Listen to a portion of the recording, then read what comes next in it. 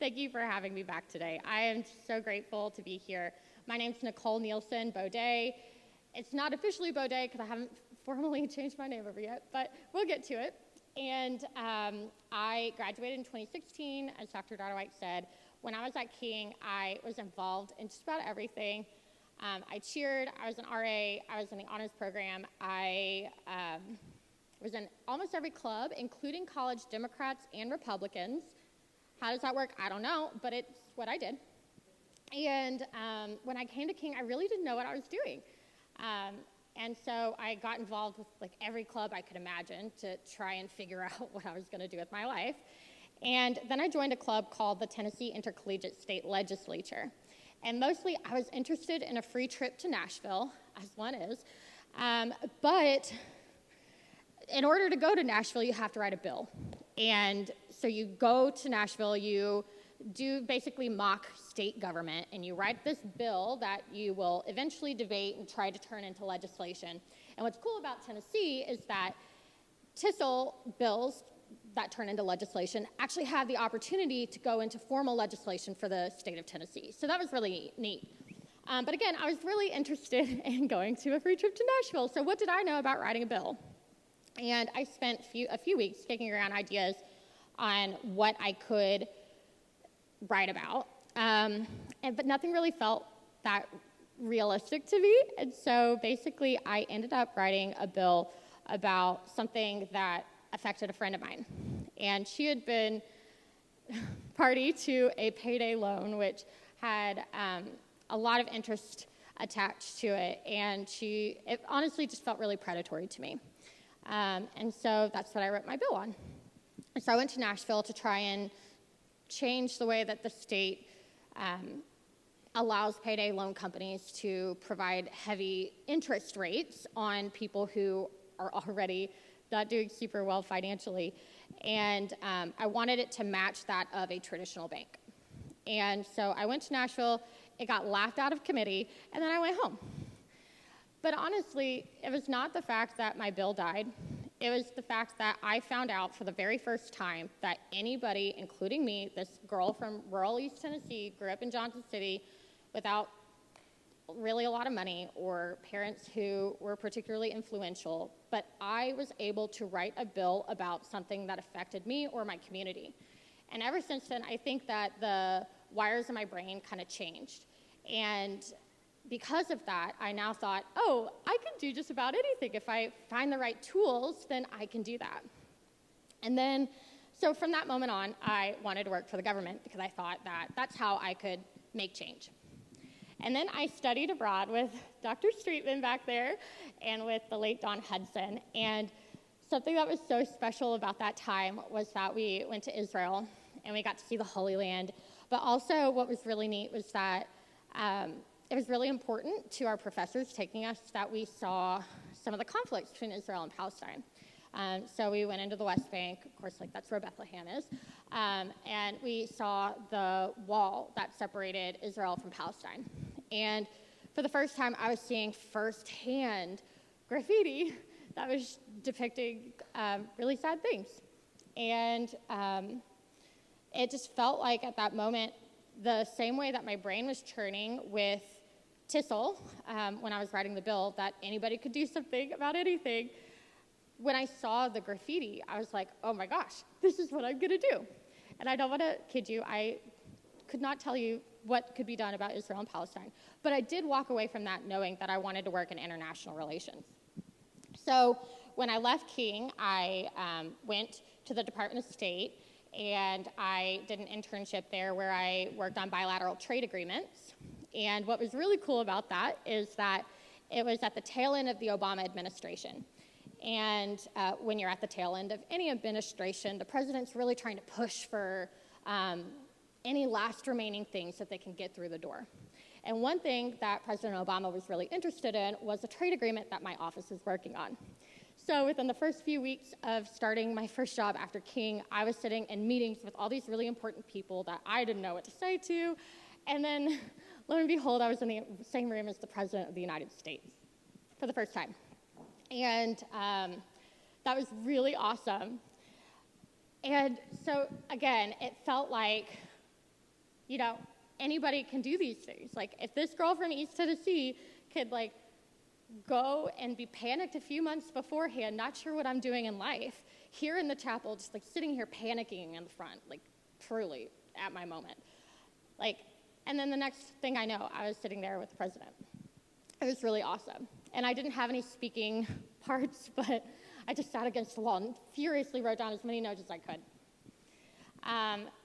My trade agreement never saw the light of day, but it was a really great opportunity to get to be there. After that, like I said, I didn't know what I was going to do after that, so I decided I would take an internship at Congress to try and bide my time before I can go to grad school. And I applied for an internship, and it's really cool that when you can see the Lord's hand, like, just moving, because you do something for you, and then God is like, okay, I've got something better for you. Here you go. And the internship I applied for turned into a paid staff position working for Congressman Phil Rowe. And so before I knew it, I was a staffer on the Hill, and at the time, he was the chairman of the House Committee on Veterans Affairs. So I was not only serving the people of this district, which is my home, but I also got to serve our nation's veterans, which, what's better than that? So I was living the dream, but I really felt like, still deep inside, I told myself when I was in Israel I needed to work in international relations. That's where my heart was. So I started looking for ways that I could move back into that field. And then just coincidentally, again, because the Lord is so kind, I don't know what I'm doing, but he does. I decided to take some cookies over to my next door neighbor's house just because I thought she was cool. And so I brought her some cookies on a random Saturday. She opens the door, and her face lights up. And she says, you have to come inside. I have the greatest man here. Like, you have to meet him. I was like, okay. So I walked inside with my cookies, and I sat down. She hands me a glass of wine, and she says, this is the Chief of Staff to the United States Agency for International Development. And I panicked, right? Like, what does one do in that moment? So I left the house, like, very abruptly, and I said, I'll be right back. I ran home, I printed out my resume, I spritzed it with some perfume, because that's what Elle Woods does, right? And that's who my leader is. And so I ran back over and I said, sir, I would really like to work for you. I have always wanted to work in international relations. I want to help people. I want to be a part of what the world is doing, or what the United States is doing to support these different countries. And USAID, which is an humanitarian assistance and development assistance organization, is the place to do that. And a few weeks later, I was offered a job. So I went over to USAID, and this was still at the beginning of the Trump administration. And so with any administration, they have almost like a reorg of the federal government. And so what they were doing is they were taking inventory of what each of these agencies and departments was doing, what their priorities were, and shifting them so that they met the needs of that particular administration. And so for the Trump administration, the goal was really just to end the need for foreign assistance. And if there's any job that you want to work your way out of, that is the kind of job that you want to work your way out of a job, because the idea that a country can be self-sustaining on their own is what we do, right? And so I became a project manager, and I served over 2 projects, and one of them was to reevaluate how we provide services overseas. So imagine, like, you know how we have embassies all over the world that the Department of State's there. Often USAID is co-located within that embassy. And so it's basically our offices all over the world. They do, like, healthcare programs, education programs, democracy and governance programs, basically anything that you can imagine that's, like, helping these countries. And so what I did was I went around to a lot of them, did research, like how they're functioning, to figure out how we can best provide those resources to the field. And that ended up being so popular and so successful as a program that it did a spin-off, and it turned into how we provide services to Afghanistan and Pakistan. And so these are our critical priority countries, and and they're kind of hard to get to. Not anybody can go over there. And so it's really hard to send Americans out into some of these areas. So it takes particular care to make sure that we're still doing the work there, but also that we are being responsible and taking care of our American people. So I did that, and before I knew it, I was really just floating around the world. I would occasionally wear a bulletproof vest to go to work in a war zone, and that ended up turning into part of the evacuation plan for leaving Afghanistan. And then I was really living my best life. What's better than being able to go to reading programs in Pakistan and see how little girls are learning how to read in a country where it's not always possible for women to get an education, and seeing healthcare programs in Ghana. So I was just like floating around, living my best life as one does. And then 2020 hit, and it was COVID pandemic. And so USAID really had to shift. So when we were really focusing, we were still focusing on delivering the assistance that we needed to get out to the world, but also we were focusing on ending a global pandemic. And so a huge part of what USAID does is healthcare. And so how do you help the international community when some countries don't have the same healthcare infrastructure that the United States does? And so USAID formed a task force where they pulled people from all different parts of the agency. We had some of the country's top healthcare professionals and lawyers and me. What did I know? Again, this girl from Raleigh, Tennessee is now in this room. And so I ended up serving as the risk management officer on the U.S. international response for COVID. And basically what I did was I looked at everything that we're doing, whether it's delivering ventilators or just working with these countries and making sure that their healthcare infrastructures are set up right.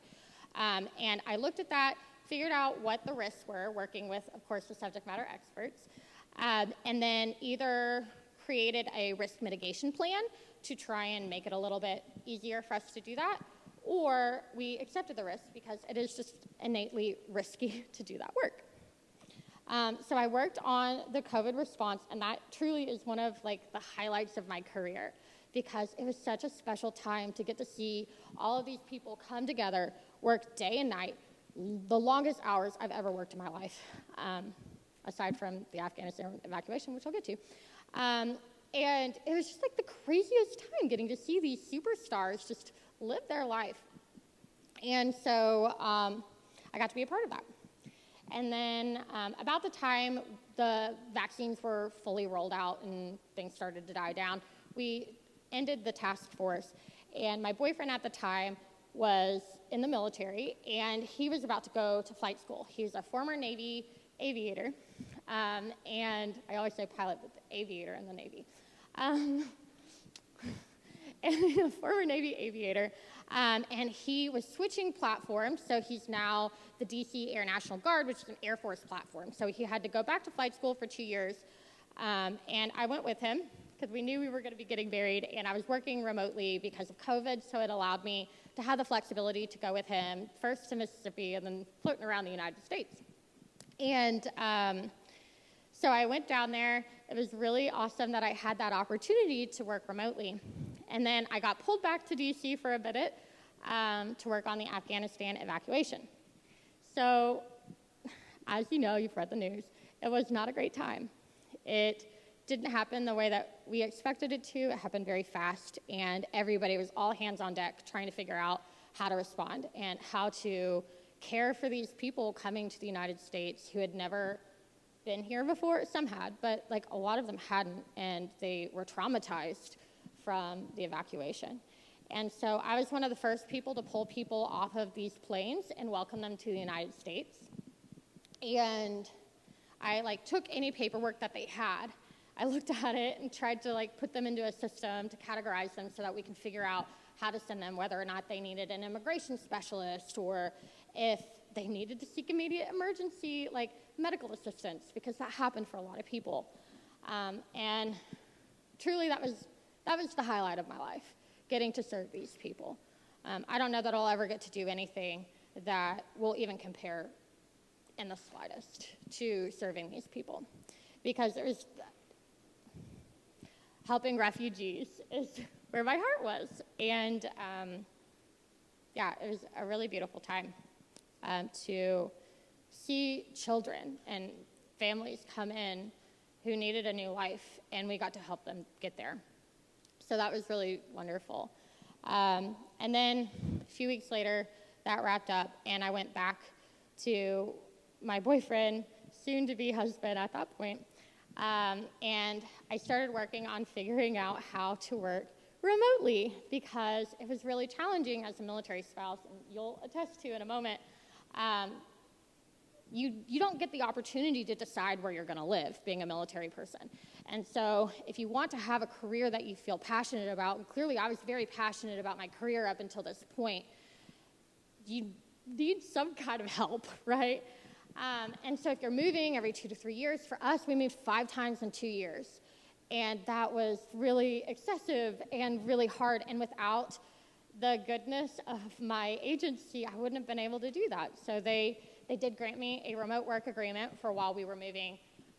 But then I felt like that really wasn't fair to all of these other people who were in the same situation. They wanted to have jobs. They wanted to work for the government. And it wasn't really working out for them for one reason or another.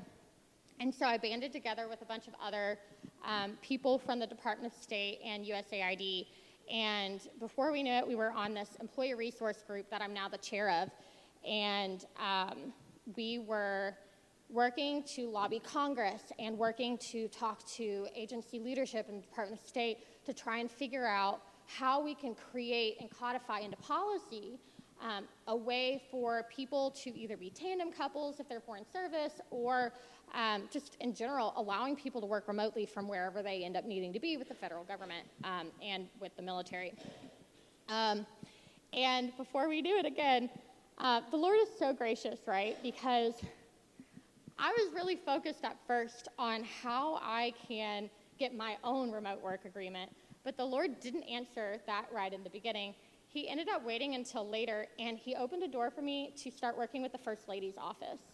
And so the First Lady and her Joining Forces initiative worked really hard, and they're incredible, to find a way to help us and my team and other military spouses throughout the country to have remote working agreements and to have time off when you have to move so much, because as I told you, I moved 5 times in 2 years. All of my leave, all of my vacation got allocated to that. So I had nothing. I have not been on a vacation in years. But we ended up, before I knew it, I was writing policy. And that's kind of what I do. I write a lot of policy, which is a little boring. But I also got to work on an executive order, which made it possible for the federal government to create working agreements like that. And they do the executive order does a lot of things. But the things that really affected me and came from my story were that I thought that everybody needed to be able to work remotely, and we needed time every time we moved, because you're just going to work yourself into a hole if you never get your vacation time back. So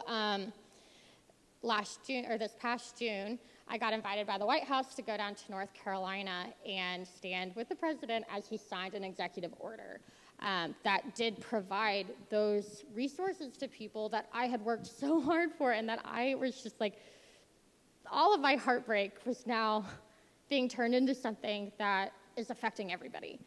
And so I guess that's where I'm going to stop. That was like a couple months ago, and now we're in the process of figuring out how to implement that into the federal government, which is a whole other thing. So we'll see how it's implemented. But that's basically the synopsis of what I've done since I left King and what I did while I was at King. I did not get in too much trouble for breaking into the chapel. I clearly graduated, and I'm doing fine. So one thing that I wish everybody here knows, and we were talking about this earlier, I just want you to know that when you're panicking, whether or not you're in the chapel panicking or anywhere else, you're going to be okay. You don't have to know what's next. You don't need to have everything planned out. Like, just with prayer and petition, just go to the Lord, and he is going to do the most incredible things in your life that you never knew was even possible. I never would have expected to be able to do some of the things I've done, and honestly, it still doesn't feel real. But just go to the Lord with it, and he's going to open up so many doors and give you this life that you never could have dreamed of. So now I'm going to hand it over to Michelle to tell you about her life. Oh, can you guys hear me okay? I'm normally allowed to, so I'll try and keep it down a little bit. I cannot wait to piggyback off of so much stuff that you said, and I'm going to deep dive there in a minute. I'm Michelle Lassiter Penczak. I graduated in 2008. I was a double major in history and political science and was a freshman with Dr. Dodderwhite. We made it through. Few grays. But I wanted to share something that kind of deep dives into the basis for my journey. Sean, my husband, is a Marine Corps pilot, and he's been in for about 13-ish years now. But when we first got married, I had no idea what being a military spouse was. I was like, am I kissing babies and shaking hands? Like, what's happening here? But he gave me this plaque, and I wanted to share it with you all. The military wife. The good Lord was creating a model for military wives and was in his 6th day of overtime. An angel appeared. She said, "Lord, you seem to be having a lot of trouble with this one. What's wrong with the standard model?" The Lord replied, "Have you seen the specs on this order? She has to be completely independent, possess the qualities of both mother and father, be a perfect hostess for 4 to 40 with an hour notice, run on black coffee, handle every emergency imaginable without a manual, be able to carry on cheerfully, even if she's pregnant or has the flu, and she must have 6 pairs of hands." The angel shook her head. 6 pairs of hands? No way. The Lord continued, "Don't worry, we'll make other military wives to help her, and we'll give her an unusually strong heart so that it can swell with pride in her husband's achievements. Sustain the pain of separation, beat soundly when it's overworked and tired, and be able to be large enough to say, 'I understand' when she doesn't, and 'I love you regardless.'" Whoops. "Lord," said the angel, touching his arm gently, "go to bed and get some rest. You can finish this tomorrow." "I can't stop now," said the Lord. "I'm close to creating something unique. Already this model heals herself when she's sick, can put up 6 unexpected guests for the weekend, wave goodbye to her husband from a pier, a runway, or a depot, and understand why it's important for him to leave." The angel circled the model of the military wife, looked at it closely, and sighed. "It looks fine, but it's too soft." "She may look soft," said the Lord, "but she has the strength of a lion. You would not believe what she can endure." Finally, the angel bent over and ran her finger across the cheek of the Lord's creation. "There's a leak," she announced. "Something's wrong with the construction." "I'm not surprised it has cracked. You're trying to put too much into this model." The Lord appeared offended at the angel's lack of confidence. "What you see is not a leak, it's a tear." "A tear? What's it there for?" asked the angel. The Lord replied, "It's for joy, sadness, pain, disappointment, loneliness, pride, and dedication to all the values that she and her husband hold dear." "You are a genius," explained the angel. The Lord looked puzzled and replied, "I didn't put it there." So, sorry, I am such a mushy thing today. That plaque that Sean gave me is the embodiment of what it means to be a military spouse. Sean and I have been married for 10 years, almost 11 years. We have 2 boys, 2 tiny tornadoes. See what I did there? Sawyer, 7, and Jameson, 4. And I think he's been home for about half of our marriage. He's been on 5 deployments from Afghanistan to Spain, Africa, and Australia, just to name a few. And we have been from Texas to North Carolina, Hawaii, and now San Diego. So we've been everywhere, it feels like. But when I was at King, I was not as good as you were. But I learned so much from all of our professors and everyone at King, from the security guards to people in the cafeteria to my coach, and it was a huge growing experience for me, and it gave me the basis for everything that I do now with my team, who is very thankfully here with me today. So my journey starts a little bit earlier than yours, but Sean and I got married in 2013. I was working as a personal assistant to a lobbyist in D.C. Kind of think The Devil Wears Prada. Very, very interesting experience. I learned a lot and became extremely resourceful. Sean was in flight school at the time, and we met at a wedding, go figure. But I told him two things. I'm never marrying a Marine, and I'm never going to live in North Carolina. And then God laughed, and we did exactly that. We got married, like I said, in 2013 and moved to Jacksonville, North Carolina, which is home of Camp Lejeune and New River Air Station. I started putting in applications before we had ever unpacked our house. From everything to legal assistant, to working on base, to working in a child care center, I just wanted to contribute. Every single interview I went to would go phenomenally, and then they would ask, what brings you to Jacksonville, North Carolina? It's not the scenery. So I would tell them, my husband's in training for the V-22, and we'll be here for about 3 or 4 years. And their presentation would instantly shift to, oh, this is great, to, thank you for your time. Let me walk you out. It was so hard to be able to want to do something and people keep telling you no. But I'm extremely stubborn and persistent, as you can attest. So I knew it wasn't fair. And I started looking for a job online remotely in 2013. So this was remote before remote was cool. And everybody was like, how can you do this from your house? It's amazing. I started working for a personal assistant company. It's called Zirtual, supporting people that I would never in a million years dream that I was supporting. Venture capitalists in California, CEOs of startups. I'm the girl who got a C in econ, so I knew nothing about what their businesses were doing. So I worked for them for about 2 years. Sean went on his first deployment. It worked phenomenally, and he came home. We found out we were pregnant with Sawyer in 2015, and he deployed again 7 months later, no joke. And then I went on vacation with my family to South Carolina, and I was working remotely. And I went to log in on my laptop on a Monday morning, and I was locked out. Me and 400 people had no job overnight with no warning. I had a team of 13 assistants that were my people that I was taking care of. And they were calling me because they had families to support. And I didn't have an answer for them. And I was a hot hormonal mess. Because I had no idea what to do. And I just started praying. And I was like, Lord, I have no idea what to do right now, but just guide me in my next steps.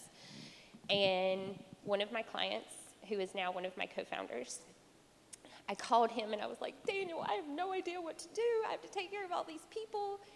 And he was like, it's going to be okay. Just say a prayer.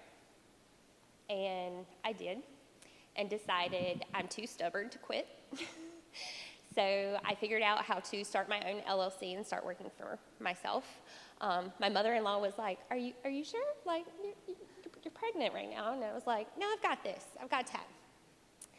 So I built up my client base after we were given the okay to take our clients with us. From the 5 that I was supporting to 13, which is nuts.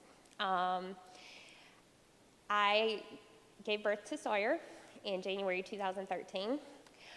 Sean likes to joke that I was putting up my out-of-office email as I was getting my epidural, which is almost true. I did it a few minutes before. But it was an incredibly challenging period. I was trying to run a business. I was becoming a new mom. I had all the emotions. And in true Marine Corps fashion, I was just figuring out everything and getting my sea legs when Sean came home one day and said, "Hey, we have orders to Hawaii." Okay. Let me just implode for a second. But I, no joke, said, "That's great, honey." And I went in our bedroom and I sat down in the middle of the closet and I started crying. Because I'd worked my tail off to get my client base to where it was in a good spot. I felt successful. I felt like I was contributing and taking care of people that were doing just absolutely incredible things in the world. And again, stubbornness, grit, whatever you want to call it. I prayed and I said, "You know what, Lord, time zones are not going to beat me." So I told my clients, "Guys, I'm taking a week off." I didn't tell them where I was moving, and then we moved to Hawaii. 6 time zones is real fun with a 10-month-old. So we moved to Hawaii, and I started waking up at 3 a.m. to work with clients on the East Coast. So I would work from 3 to 11. Sawyer was a baby at the time, and we didn't even have housing. So I was literally taking client calls in the bathroom while he was asleep. Tenacious or crazy, like, you choose. So we did that for about 6 months. We got housing after a month, and we got into a really great routine. And I asked Sean every single day, like, "Am I crazy? Like, does this make sense?" And he was like, "Do you love what you do? Do you feel successful?" And I said, "Yeah." And he was like, "Well, then it's working. You're doing what you should be doing." And one of my clients, Shane, he had been working with me for about a year. He called me out of the blue one day. And he said, "My company's growing. I need you to grow with me." And I was like, "Dude, I am sponsored fully by All Things Caffeine. I have a 1-year-old. Like, I'm barely making it work." And he was like, "Well, just think about it." I was like, "All right, well, you're crazy. I'll talk to you later. Bye." So Sean came home that evening and we had a conversation, and I was like, "Man, I would love to be able to do that and grow in my career, but how? Like, I don't know anything about growing a company." And he was like, "Just go with your gut." And I said, "Okay, well, I want to do it, and I want to fully focus on military spouses." One of my best friends in Hawaii, she had kind of started the same journey as me with putting in applications and trying to find a job and just getting turned down because she was temporary. I had no idea that 3 to 4 years was temporary.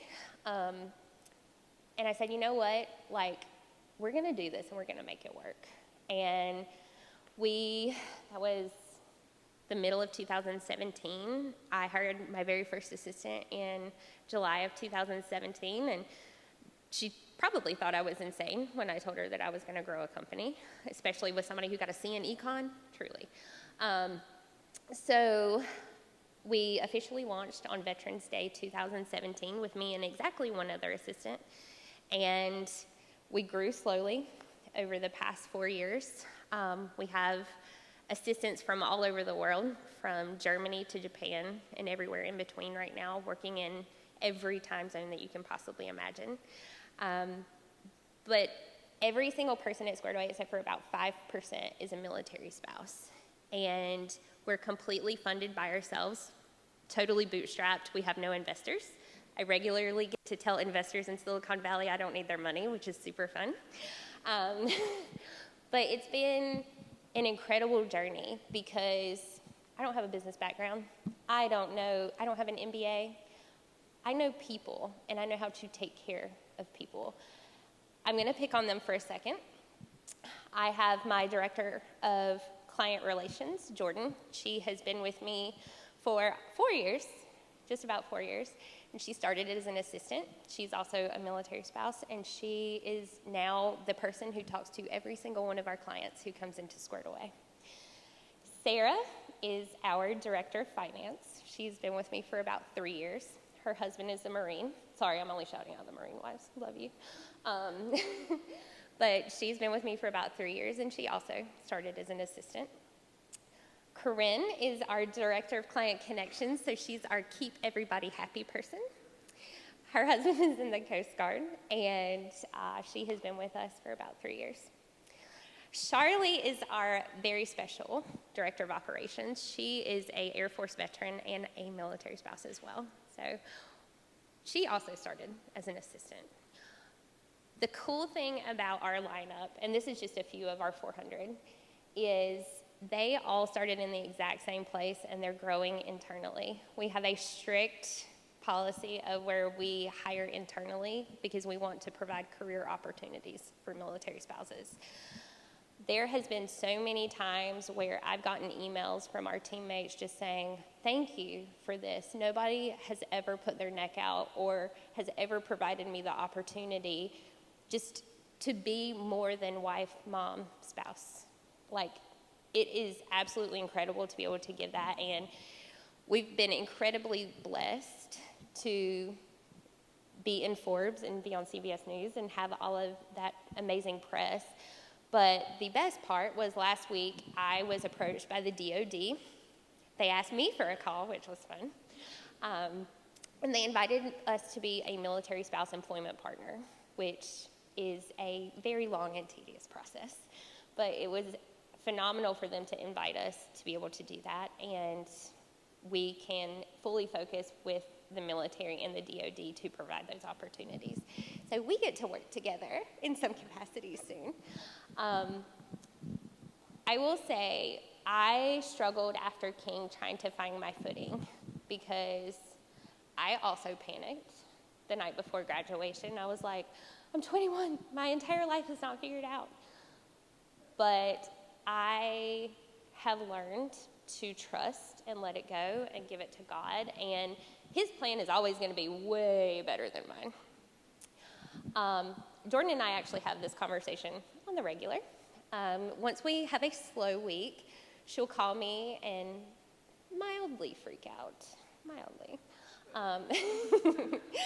and say, you know, we're having a slow week, and I have to tell her, you know what, Jay, just say a prayer, it'll be good. And then the next week, she'll call me and be like, all right, remember that conversation we had? Yeah, we're good now. But again, his plan is always going to be better, and you don't have to have it figured out. And if you are freaking out, go to the people that are your mentors and you trust most to just sit down and say, all right, just chat through this with me.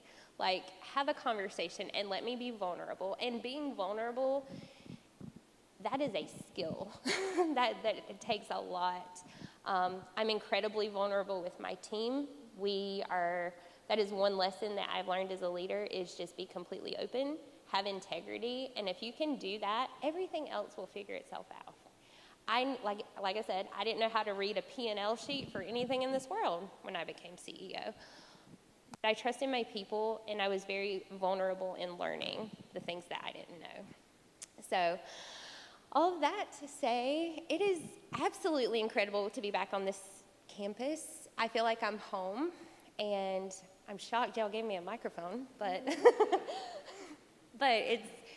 it feels like this has come full circle in the last 15 years, and I'm very thankful for my time at King. So thank you guys for having me.